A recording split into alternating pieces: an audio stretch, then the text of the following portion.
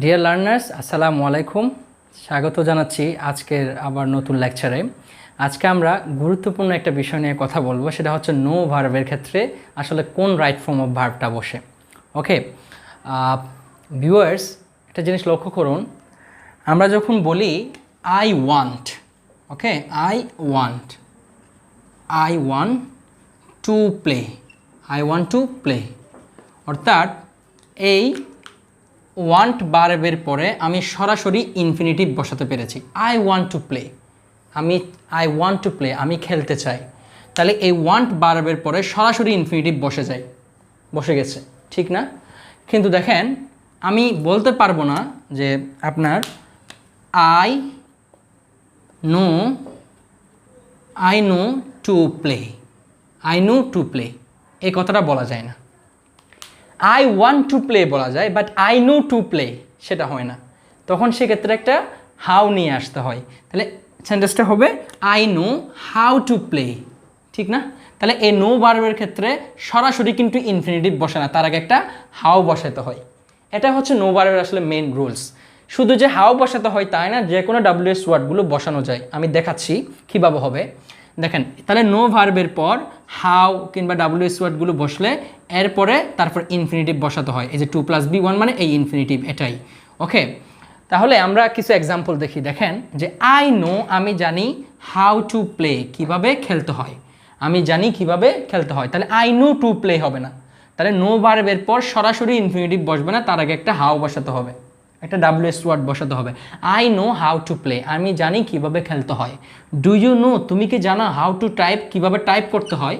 তাহলে দেখো, নো ভার্বের পর do you know to type না, do you know how to type, তুমি কি জানো কিভাবে টাইপ করতে হয়। তারপর আই নো, আমি জানি, হোয়াট টু ডু নাও, এখন কি করতে হবে সেটা আমি জানি। I know to do now না, I know what to do now, আমি জানি কি করতে হবে। দেখেন, আই নো, আমি জানি, হোয়ার টু সেট ইট, কোথায় এটি স্থাপন করতে হবে সেটা আমি জানি। আই নো, আমি জানি, হোয়েন টু গো দিয়ার, কখন সেখানে যেতে হয় সেটা আমি জানি। ওকে, আই নো, আমি জানি, why to come him here, তাকে কেন এখানে আসতে হয় সেটা আমি জানি। তাহলে শুধু যে হাউ বসছে তা কিন্তু না। দেখেন, হাউ বসতে পারে, হোয়াট বসতে পারে, হোয়ার বসতে পারে, হোয়েন বসতে পারে, হোয়াই বসতে পারে, এরপরে ইনফিনিটিভ বসবে। এরপরে দেখেন ইনফিনিটিভ হয়েছে, প্রত্যেকটাতে infinitive. To do, to set, to go, to come, এরপরে প্রত্যেকটাতে ইনফিনিটিভ বসছে। তাহলে মূল বিষয়টা হলো হাউ টু ডু মানে কীভাবে করতে হবে, হোয়েন টু ডু মানে কখন করতে হবে, হোয়াট টু ডু মানে কী করতে হবে, হোয়াই টু ডু মানে কেন করতে হবে, হোয়ার টু ডু মানে কোথায় করতে হবে, হোয়েন টু ডু মানে কখন করতে হবে। ওকে, হাউ টু গো কীভাবে যেতে হয়, হোয়ার টু গো কোথায় যেতে হয়, হোয়েন টু গো কখন যেতে হয়, হোয়াই টু গো কেন যেতে হয়। তারপর হচ্ছে আপনার হোয়াট দিয়ে তো মিলে না, অর্থ মিলে না। এভাবে আপনি ডাব্লিউএস ওয়ার্ডগুলো বসাতে পারবেন নো ভার্বের পরে। এই নো ভার্বটার পরে সরাসরি ইনফিনিটিভ বসে না, এর আগে how, what, what, where, when, how এগুলো বসাতে হবে আপনার। তারপরই ইনফিনিটিভটা হয়। এটা হচ্ছে নো ভার্বের মূল রুলস। দেখেন, আই ওয়ান্ট টু প্লে এটা বলা যায়, কিন্তু আই নো টু প্লে বলা যায় না। I know how to play, I know how to go there, আমি জানি কিভাবে সেখানে যেতে হয়।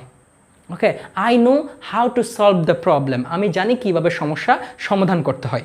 এভাবে আপনি ট্রান্সলেট করতে পারবেন বাংলা থেকে ইংলিশ, সেই সাথে আপনি নো ভার্বের রুলসটাও দেখে নিতে পারেন। সরাসরি ওয়ান্ট ভার্বের ক্ষেত্রে আই ডিসাইড টু গো, আমি যেতে সিদ্ধান্ত, ডিসাইড ভার্বের পর সরাসরি ইনফিনিটিভ বসে, বাট নো ভার্বটার পর সরাসরি ইনফিনিটিভ বসবে না, তার আগে হাউ, হোয়াট, হোয়েন এরকম কোনো একটা ডাব্লিউএস ওয়ার্ড বসবে।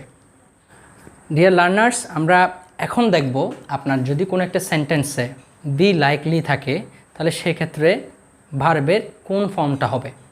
ওকে, সেটা নিয়ে আমরা কথা বলবো। দেখেন, বি লাইকলি শব্দটার অর্থ হলো যে আপনার বি মানে এখানে am, is, are, was, were.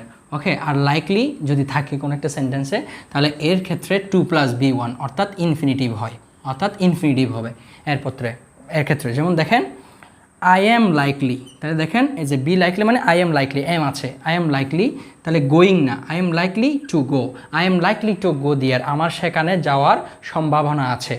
ওকে, তারপর হচ্ছে he is likely to come, তার লাইকলি টু কাম, তার এখানে আসার সম্ভাবনা আছে বা আসার কথা। তারপর হলো কথা বললে সাপোজ টু হয়, কিন্তু এটা সম্ভাবনা আছে। লাইকলি টু মানে হচ্ছে এখানে I am likely to go there মানে হচ্ছে আমার সেখানে যাওয়ার সম্ভাবনা আছে। He is likely to come here মানে হচ্ছে তার এখানে আসার সম্ভাবনা আছে। তাহলে ইজ লাইকলি কামিং হবে না, টু কাম ইনফিনিটিভ হবে। ওকে, দে ওয়ার, এই যে they were likely to study, they were likely to study last night, তাদের গত রাত পড়াশোনা করার সম্ভাবনা ছিল। ওকে, এভাবে আপনাকে করতে হবে। অর্থাৎ am likely, is likely, are likely, was likely, were likely থাকলে এরপরে ভার্বটা ইনফিনিটিভ হবে, জিরান হবে না। অর্থাৎ to go not going. Okay, to go not going, not going, going হবে না বা কামিং হবে না, স্টাডিং হবে না, হবে কি to study, to come, to go. এটাই হচ্ছে আপনার যদি কোনো একটা সেন্টেন্সে আপনার এই বি লাইকলি থাকে তাহলে আপনাকে এরপরে ভার্বটা ইনফিনিটিভ বসাতে হবে। সো ভিউয়ার্স, আমি আজকের লেকচারে নো ভার্বের রুলস এবং হচ্ছে আপনার বি লাইকলি থাকলে তাহলে সেটাকে কিভাবে আপনার রাইট ফর্ম অফ ভার্বটা বসাবেন সেটা নিয়ে আমি কথা বলেছি। আজকে সহ আমি টোটাল 4টা রাইট ফর্ম অফ ভার্বের উপর ভিডিও দিয়েছি।